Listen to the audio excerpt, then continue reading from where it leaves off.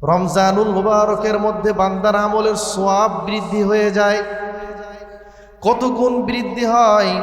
আল্লাহর নবী বলছেন, কোন একজন ব্যক্তি রমজানুল মুবারকের মধ্যে যদি উমরা পালন করে, তাহলে স্বাভাবিক সময় হজের মৌসুমে কোনো একজন ব্যক্তি হজ পালন করলে যেই পরিমাণ সওয়াব হয়, রমজানুল মুবারকে উমরা পালন করার কারণে আল্লাহ তাআলা তার উমরার কারণে হজের সমপরিমাণ সওয়াব তার আমলনামায় লিখে দেয়। সম্মানিত উপস্থিতি, রমজানুল মুবারক আমাদের খুবই নিকটে, অতি নিকটে। গত জুমায় আমরা রমজানুল মুবারকের জন্য প্রস্তুতিমূলক কি কাজ করতে পারি, প্রস্তুতি গ্রহণ করতে পারি, সেই বিষয়ে কিছু আলোচনা করা হয়েছিল। আজকে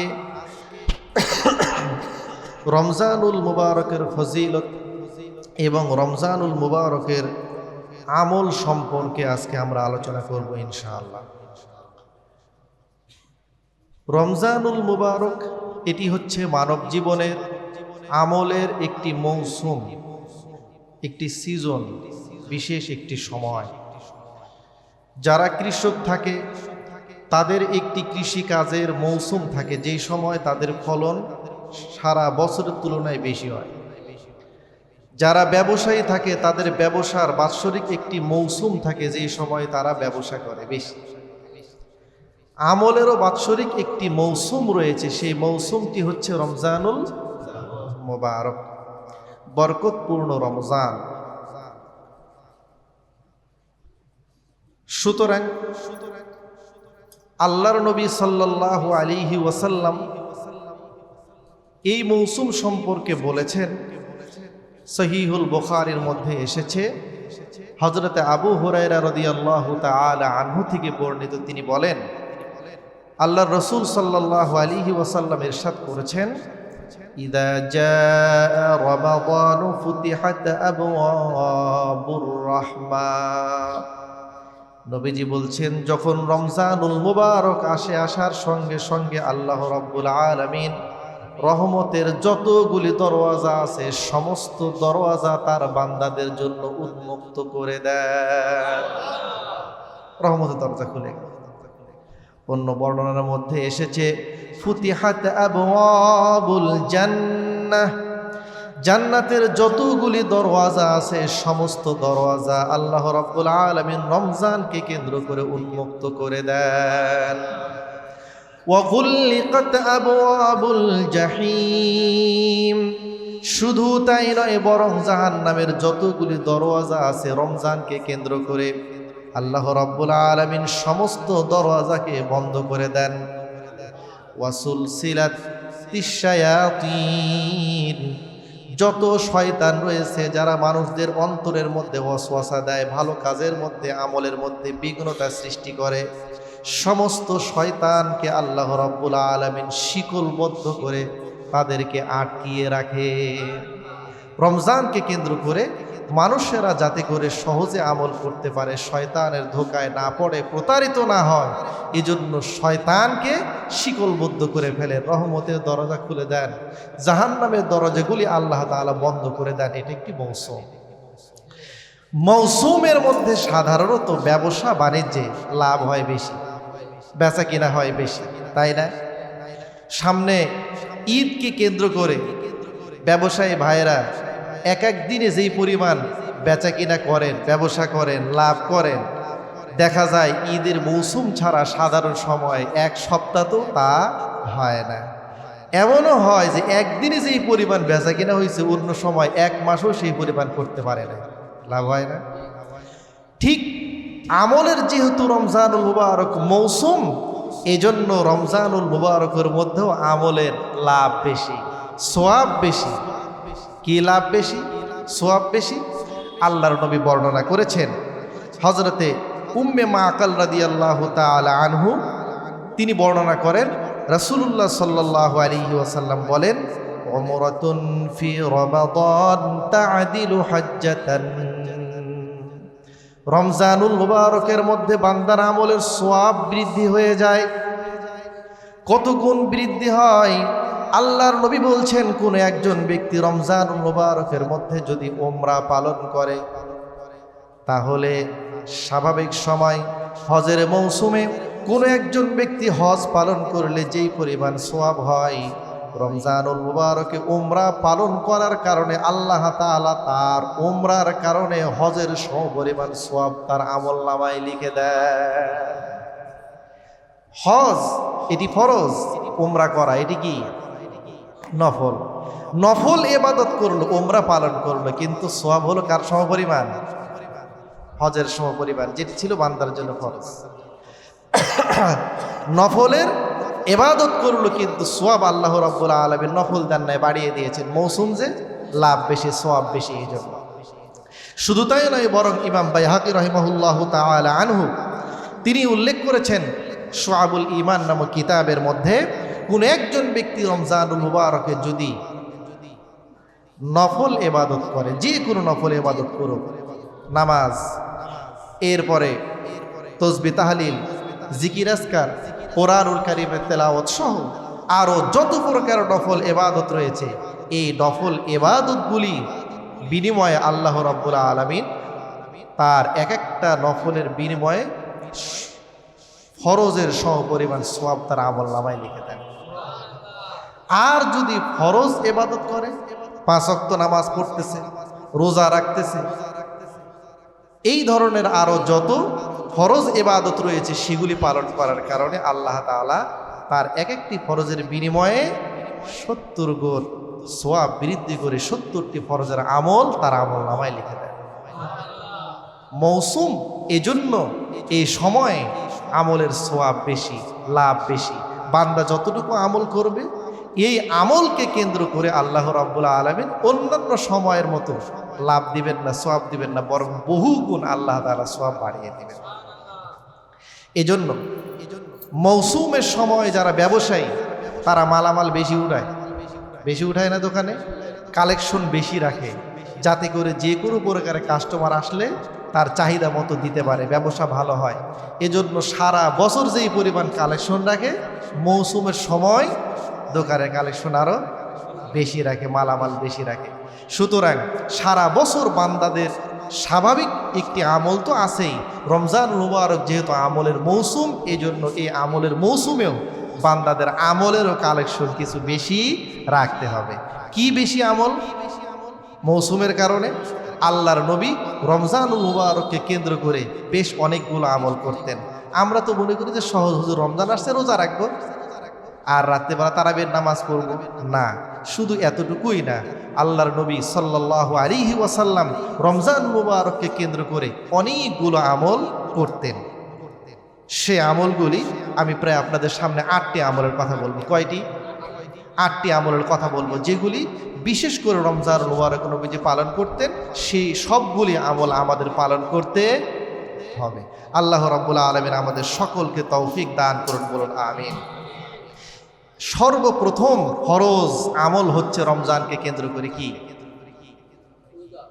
বলেন সবাই? রোজা। এটি হচ্ছে রমজানের সবচেয়ে গুরুত্বপূর্ণ এবং প্রধানতম আমল, ফরজ আমল রোজা। রোজা এটি বান্দা একজন চাইলে যে রাখবে, চাইলে রাখবে না, বিষয়টি কিন্তু এমন নয়। বরং বালেগ, প্রাপ্তবয়স্ক পুরুষ হোক নারী হোক, সুস্থ যদি থাকে, মুসাফির না হয়ে থাকে, তাহলে এমন প্রত্যেক ব্যক্তিকে রোজা মাস্ট বি, অবশ্যই রাখতেই হবে, ফরজ রোজা। আল্লাহ রাব্বুল আলামিন পবিত্র কোরআনুল কারীমের মধ্যে বলেন, শাহরু রমাদানাল্লাযী উনজিলা ফীহিল কুরআনু হুদাল লিন্নাস وبينات من الهدى والفرقان فمن شهد منكم الشهر فليصم। আল্লাহ তাআলা বলছেন, রমজানুল মুবারক এটি এমন একটি মাস, যেই মাসের মধ্যে আমি কোরআনুল কারীম নাজিল করেছি। কোরআনুল কারীম নাজিল করা হয়েছে। কোরআনুল কারীম কি? আল্লাহ তাআলা বলছেন, হুদাল লিন্নাস, এটি হচ্ছে মানব জাতির হেদায়েতের একটি পুস্তক। একটি গাইডলাইন, এর মধ্যে মানব জাতির হেদায়েত রয়েছে। ওয়াবাইনাতিন মিনাল হুদা ওয়াল ফুরকান, কোনটি হক কোনটি না হক, কোনটি সত্য কোনটি অসত্য, কোনটি করণীয় কোনটি বর্জনীয়, কি করতে হবে কি ছাড়তে হবে, সব কিছু আল্লাহ রাব্বুল আলামিন মানব জীবনের প্রত্যেকটা বস্তু এর মধ্যে বিস্তারিত বর্ণনা করে দিয়েছেন। এরপরে আল্লাহ তাআলা বলেন রমজান মাস কি করতে হবে, ফামান শাহিদা মিনকুমুশ শাহরা ফালইয়াসুম, তোমাদের মধ্যে থেকে যেই রমজান মাস পাবে পুরো মাস তাকে রোজা পালন করতে হবে। রোজা পালন করতে হবে কয়দিন? 30 দিন না, রোজা পালন করতে হবে 1 মাস। কয় মাস? 1 মাস রোজা পালন করতে হবে। 30 দিন না, 29 দিন না, রোজা পালন করতে হবে কয় মাস? 1 মাস। এটা মাসের সঙ্গে সম্পর্ক, দিনের সঙ্গে সম্পর্ক না। মাস যদি 29 হয়, রোজা কি একটা কম হলো? পূর্ণ হয়েছে, মাস তো পূর্ণ হয়ে গিয়েছে। মাস যদি 30 হয়, রোজা কি একটা বেশি হয়েছে? না, পূর্ণ মাস রোজা হয়েছে। 29 হলেও কম হয় নাই, 30 হলেও বেশি হয় নাই, মাস তো মাস। মাসের সঙ্গে দিনের কোনো সম্পর্ক নাই। যদি 28 হয় মাস,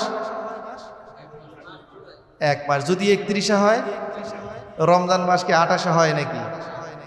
হ্যাঁ, 31 হয়, 29 হয়, 30 হয়। কারো কারো ক্ষেত্রে 28 হতেও পারে, 31 হতেও পারে। পারে? হ্যাঁ, হয়ে যেতে পারে। পারে কিভাবে পারে আপনাদেরকে বলি, সফরের কারণে পারে। মাশাআল্লাহ, জবাব দিয়ে দিয়েছেন একজন আছেন, রমজান এখনো শুরু হয় নাই, আজকে কোনো কারণবশত তিনি গিয়েছেন ওমরায়। কোথায়? ওমরা করার জন্য গিয়েছেন।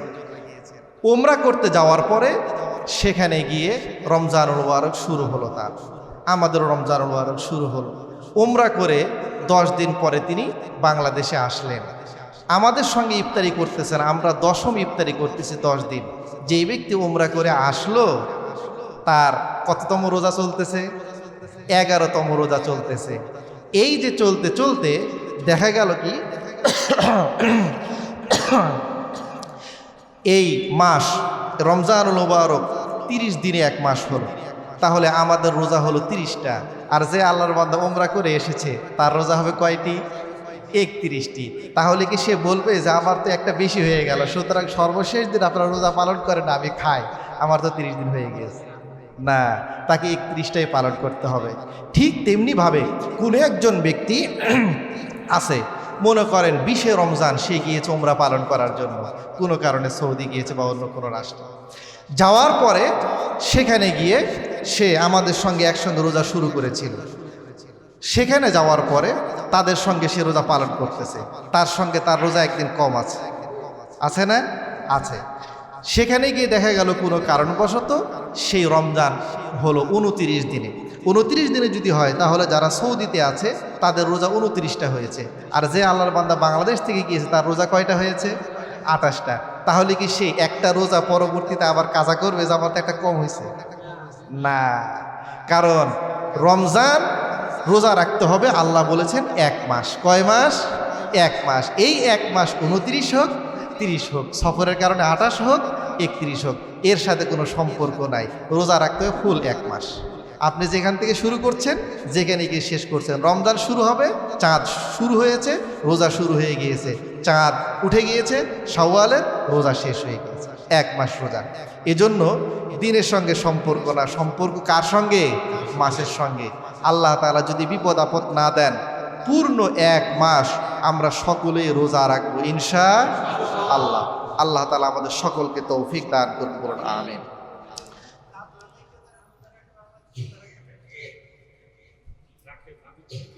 চাঁদ না দেখে রোজা রাখবে আবার কেন? হ্যাঁ,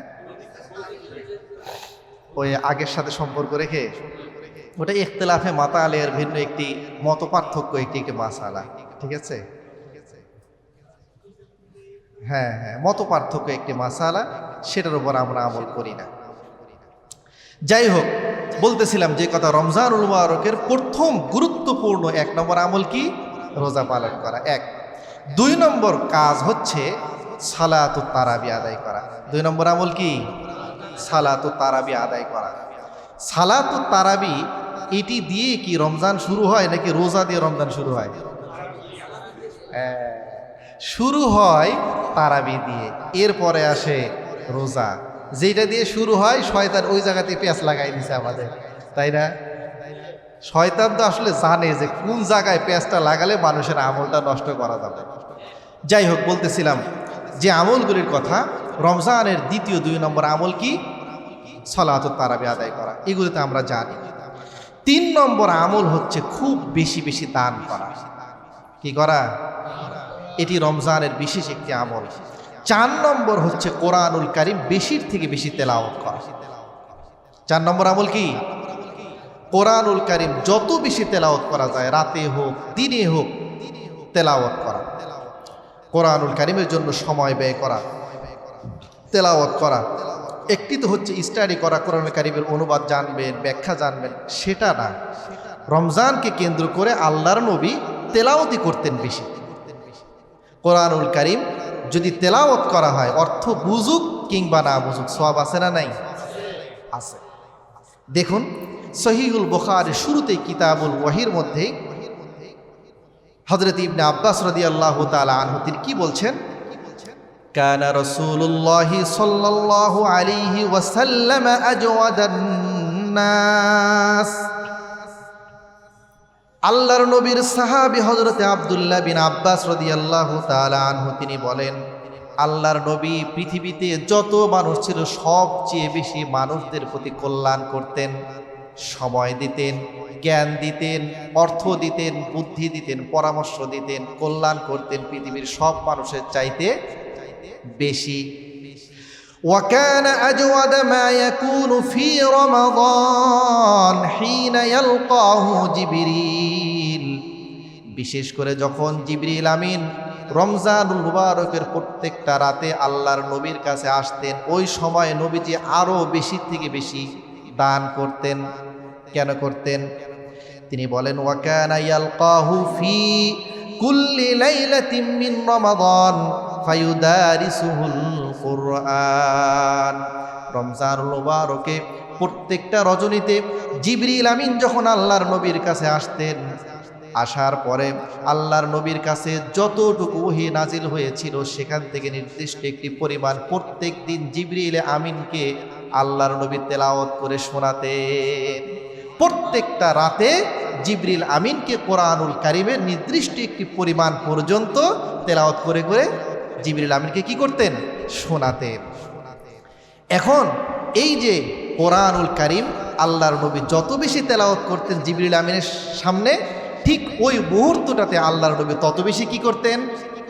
দান করতেন। তত বেশি কি করতেন? দান করতেন। কত বেশি? তিনি বলেন, কালা রাসূলুল্লাহি সাল্লাল্লাহু আলাইহি ওয়াসাল্লাম আজওয়াদা বিল খাইরি মিনার রিহিল মুরসালা। প্রবল বাতাস যখন ওঠে তখন যেমন প্রবল বেগে বাতাস বয়ে যায়, এই বাতাসের তুলনায় আল্লাহর নবী যখন কোরআনুল কারীম বেশি বেশি তেলাওয়াত করতেন জিবরিল আমিনের সঙ্গে, ঠিক সেই সময় রমজানুল মুবারকের সময়ে আল্লাহর নবী এর চেয়েও বেশি দান করতেন। সুবহানাল্লাহ।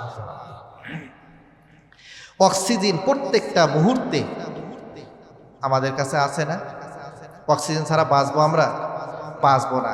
কিন্তু মাঝে মাঝে ঝড় উঠে, তুফান উঠে, আরো বেশি জোরে বাতাস প্রবাহিত হয়। তো আল্লাহর নবী সম্পর্কে তিনি কি বললেন? কানা আজওয়াদান নাস, তিনি তো সব সময় দান করতেন বেশি। কিন্তু এখানে আরেকটা কথা বলে রাখি যে আপনারা বিভিন্ন সময় শোনেন আল্লাহর নবীর বিভিন্ন অভাব ছিল, খাবার ছিল না, এই ধরনের বিভিন্ন হাদিস আমরা শুনি না, ঘটনা শুনি না। কেন? নবীজি যে খুবই নিঃস্ব ছিলেন, আসলে বিষয়টা এইরকম না যে ইনকামই কিছু করতে পারতেন না, টাকা পয়সা কিচ্ছু ছিল না, যার কারণে খুব অভাবে থাকতেন। আসলে তা না। নবীজি এত সংকটে থাকার কারণটা হচ্ছে আল্লাহর নবীর কাছে যা থাকতো নবীজি দিয়ে দিত। এই জন্য নবীজির কাছে থাকতো না। এমন না যে নবীজির আয় হতো না, উপার্জনই হতো না। কথাটা কি বুঝাতে পেরেছি? এক তো অভাব হচ্ছে উপার্জন না হওয়ার কারণে, আর এক তো সংকট হচ্ছে নিজের কাছে যাই থাকে আসা মাত্রই তা দিয়ে দেন। এজন্য দুইটা কি এক? না। তো অক্সিজেন যেমন সব সময় থাকে কিন্তু মাঝে মাঝে বাতাস প্রবল আকারে বেশি ওঠে, ঠিক ওই রকম আল্লাহর নবী সব সময় দান তো করতেনই, কিন্তু কোরআনুল কারীম যখন বেশি বেশি তেলাওয়াত করতেন জিবরিল আমিনের সামনে, ঠিক সেই সময় আল্লাহর নবী আরো বেশি দান করতেন। সুতরাং কোরআনুল কারীম আল্লাহর নবী রমজানুল মুবারকে তেলাওয়াতই করতেন বেশি, এজন্য আমরা বেশি বেশি তেলাওয়াত করব। আর তেলাওয়াতের পাশাপাশি আরেকটি কাজ বেশি বেশি করতে হবে, সেটি কি? দান করতে হবে। তার কারণ কোরআনুল কারীম এটি হচ্ছে এমন একটি বিষয়, কোনো একজন ব্যক্তির অন্তরে যদি বদ্ধমূল হয় আর কোরআনুল কারীমের প্রকৃত জ্ঞান যদি তার অন্তরের মধ্যে বুঝে আসে, তাহলে অর্থের লোভ লালসা তার অন্তর থেকে বেরিয়ে যায়। এজন্য আল্লাহর নবী অন্য এক হাদিসের মধ্যে বলেছেন, সহিহুল বুখারীর মধ্যে এসেছে, লাইসা মিন্না মান লাম ইয়াতাগান্না বিল কোরআন, কোনো একজন ব্যক্তি কোরআনুল কারীম পেল, এরপরও তার মনটা ধনী হলো না, মানে সে নিজেকে নিঃস্ব মনে করে, অসহায় মনে করে, ফকির মনে করে, বুঝতে হবে সে আমার উম্মত না। কারণ কোরআনুল কারীমের মতো এত মহান দৌলত যদি কেউ পেয়ে যায়, তাহলে সে তো নিজেকে সবচেয়ে বেশি বেনিয়াজ এবং অমুখাপেক্ষী এবং সম্পদশালী মনে করে। এটি হচ্ছে কোরআনুল কারীমের বৈশিষ্ট্য। এজন্য প্রকৃত যারা কোরআনুল কারীমের জ্ঞানের ধারক বাহক, এরা অর্থলোভী হতে পারে না। আর যারা অর্থলোভী, এদের মাঝখানে প্রকৃত জ্ঞান থাকতে পারে না। দুইটা মাঝখানে ব্যবধান আছে। যাই হোক, এই জন্য কোরআনুল কারীম এর সঙ্গে বান্দার যত বেশি সম্পর্ক হবে, বান্দার দুনিয়া বিমুখতা এবং অর্থের প্রতি লালসা ততই বেশি কমবে, ততই বেশি কমতে থাকবে, ততই বেশি দান করবে। এজন্য দিনে রাতে সর্ব অবস্থায় মসজিদের বাইরে সাধারণ মানুষদেরকে, দরিদ্র নিঃস্ব অসহায়দেরকে বেশি থেকে বেশি আমরা দান করব। তো আল্লাহ তাআলা বলনেওয়ালা, শ্রোতা, আলোচক সকলকে আমল করার তৌফিক দান করুন, আমিন। কয়টি গেল? 4টি গিয়েছে। 5 নম্বর আমল হচ্ছে যে কোনো নফল ইবাদত বেশি বেশি করা। যে কোনো নফল ইবাদত বেশি বেশি করা, বিশেষ করে সালাতুত তাহাজ্জুদ আদায় করা। কি করা? সালাতুত তাহাজ্জুদ আদায় করা। তার কারণ কিছুক্ষণ আগে যে হাদিস বললাম, আল্লাহর নবী রমজানও পড়তেন, রমজানের বাইরেও পড়তেন। রমজানুল মুবারকে তারাবি পড়তেন বলে নবীজি যে তাহাজ্জুদের নামাজ ছেড়ে দিয়েছেন তা কিন্তু নয়। তার কারণ হচ্ছে, দেখুন, রমজানের বাইরে সালাতুত তাহাজ্জুদ পড়া একটু কষ্টকর, কিন্তু রমজানের মধ্যে আপনি চাইলেই পড়তে পারবেন। কারণ আপনি সাহরি গ্রহণ করার জন্য, শেষ রাতে খাবার গ্রহণ করার জন্য উঠবেন না, উঠবেন। সে সময় আপনি যদি চান তাহলে 2 রাকাত, 4 রাকাত, 6 রাকাত, 8 রাকাত আপনি যদি সালাতুত তাহাজ্জুদ পড়ে নেন, খুব বেশি কি সময় লাগবে? না। কিন্তু আপনি যদি দৃঢ় প্রতিজ্ঞা গ্রহণ করেন এবং সংকল্পবদ্ধ হন, তাহলে আশা করি এই আমলটি আপনি সারা বছর করতে পারবেন। আর এর মাধ্যমে আল্লাহ রাব্বুল আলামিন আপনার সম্মান ইজ্জত বহুগুণে বাড়িয়ে দিবেন। তার কারণ দেখুন, সালাতুত তাহাজ্জুদ এটি হচ্ছে এমন একটি নামাজ, যে নামাজের কারণে সম্মান বাড়ে। কি বাড়ে? সম্মান বাড়ে। একটি আয়াত পড়ি। জি, কোনো সমস্যা নেই। তার কারণ লক্ষ্য করুন, সম্মান বাড়ে। তার কারণ হচ্ছে পরকালে আল্লাহর নবীকে সমস্ত নবীর ওপরে যেই সম্মান দেওয়া হবে, সেই সম্মানটির নাম হচ্ছে মাকামে মাহমুদ, সুপারিশের সম্মান। শোনেন না আপনারা? অনেক আলোচকের মুখে শুনেছেন। সুপারিশের সম্মান, কোনো নবী সুপারিশ করতে পারবেন না। আর সুপারিশ করার অনুমতি সর্বপ্রথম যে দিবেন, সেই সম্মানটাকে বলা হয় মাকামে মাহমুদ। এটির এই সম্পর্কে আল্লাহ তাআলা কি বলেছেন কোরআন কারীমের মধ্যে? ওয়ামিনাল লাইলি ফাতাহাজ্জাদ বিহি নাফিলাতাল লাক আসা আন ইয়াবআতাকা রাব্বুকা মাকামান মাহমুদা। আল্লাহ তাআলা নবীজিকে বলতেছেন, ওয়ামিনাল লাইলি ফাতাহাজ্জাদ বিহি নাফিলাতাল লাক, রাতের কিছু অংশে আপনি চেষ্টা করুন, পরিশ্রম করুন, নামাজ পড়ুন। নাফিলাতাল লাক এটা অতিরিক্ত আপনার জন্য একটা নামাজ, নফল নামাজ কেউ কেউ ব্যাখ্যা করেছেন। এই অতিরিক্ত নামাজ আপনি রাত্রিবেলায় পড়বেন, যেটিকে আমরা বলি তাহাজ্জুদের নামাজ। এই তাহাজ্জুদের নামাজ যে পড়বেন কি হবে? আল্লাহ তাআলা বলেন, আসা আন ইয়াবআসাকা রাব্বুকা মাকামান মাকামান মাহমুদা। এই নামাজের মাধ্যমেই আল্লাহ রাব্বুল আলামিন আপনাকে সমস্ত নবীদের উপরে যে ইজ্জত সম্মান মাকামে মাহমুদ সেই স্থানে আপনাকে সমাসীন করবে। এটা হচ্ছে সম্মানের নামাজ, ইজ্জতের নামাজ। পড়বো ইনশাআল্লাহ। সকলকে আমল করার তৌফিক দান করুন। কয়টি হয়েছে? 5টি। 6 নাম্বার, বেশি বেশি দোয়া করা এবং মাগফিরাত কামনা করা। ফরজ নামাজের পরে ইফতারের সময়, সাহরের সময়, আরও অন্যান্য সময়, দোয়া কবুলের বিভিন্ন সময় আছে। আজানের পর থেকে নিয়ে একামত রাগ পর্যন্ত এই সময়গুলো দোয়া কবুলের সময়। দোয়া কবুলের অনেক সময় আছে, অন্য এক সময় আলোচনা করবো ইনশাআল্লাহ। বিভিন্ন সময়ে দোয়া করবেন বেশি বেশি। আল্লাহর নবী রমজানুল মুবারককে কেন্দ্র করে আরও বহু গুণ দোয়া বাড়িয়ে দিতেন। এটিও একটি আমল। কথা কি বোঝাতে পেরেছি? এটিও একটি আমল, রমজানের বিশেষ আমল, বেশি বেশি দোয়া করা। এজন্য দোয়া করবে। 7 নম্বর হচ্ছে ইতিকাফ করা। কি করা? ইতিকাফ করা। আমরা মুষ্টিবয় কিছু মানুষ করি, বাকিরা করি না বা করতে পারি না। তবে হিম্মত যদি করি হয়তো বা আরো অনেকেই করতে পারবে। এটি রমজানের বিশেষ একটি আমল, আল্লাহর নবী করতেন। আমরা চেষ্টা করি, হিম্মত করি, আল্লাহ তাআলা তৌফিক দান করেন। রমজানের বিশেষ আমল সেটিও, এটার প্রতি বিশেষ গুরুত্ব দেওয়া এবং মনোযোগ রাখা যে রমজানে যতগুলি আমল আছে তার মধ্যে তো একটি ইতিকাফও আছে, সেটিও আমার করা দরকার। 8 নম্বর আমল হচ্ছে শবে কদর অন্বেষণ করা। কি করা? শবে কদর অন্বেষণ করা। শুধু 27 তারিখ গুনবেন ক্যালেন্ডারে দেখে দেখে যে কখন আসছে 27, তা কিন্তু চলবে না। ইনশাআল্লাহ যত সময় আবার বলবো। এটিও রমজানের বিশেষ আমল। যতগুলো আমলের কথা বললাম, রোজা, সালাতুত তারাবি, এরপরে হচ্ছে কোরআনুল কারীমের তেলাওয়াত করা, দান সদকা করা 4 নাম্বার। এরপরে 5 নাম্বার বললাম বেশি বেশি নফল ইবাদত করা, বিশেষ করে সালাতুত তাহাজ্জুদ পড়া। 6 নাম্বার দোয়া করা বিভিন্ন সময় এবং ইস্তেগফার করা। 7 নাম্বার ইতিকাফ করা। 8 নাম্বার শবে কদর অন্বেষণ করা এবং শবে কদরকে কেন্দ্র করে বিশেষ কিছু আমল করা। এই সবগুলি হচ্ছে রমজানের বিশেষ আমল। শুধু আপনি কি বলে রোজা করবেন আর সালাতুত তারাবি পড়বেন, এতেই কিন্তু সীমাবদ্ধ থাকা যাবে না। এই সবগুলি, এগুলি আমরা মনে করি তো সহজ বিষয়, এতে করতেই থাকি আমরা। না, এগুলিও জানা দরকার এবং এগুলোর প্রতি গুরুত্ব দেওয়া দরকার। আল্লাহ রাব্বুল আলামিন আমাদের সকলকে রমজানের পরিপূর্ণ রহমত এবং বরকত হাসিল করা এবং যতগুলি আমল রয়েছে সবগুলি বিশেষভাবে গুরুত্ব সহকারে পালন করার তৌফিক দান করুন, বলুন আমিন। সুবহানাকা আল্লাহুম্মা বিহামদিক আশহাদু আল্লা ইলাহা ইল্লা আনতা আস্তাগফিরুকা ওয়া আতুবু ইলাইক।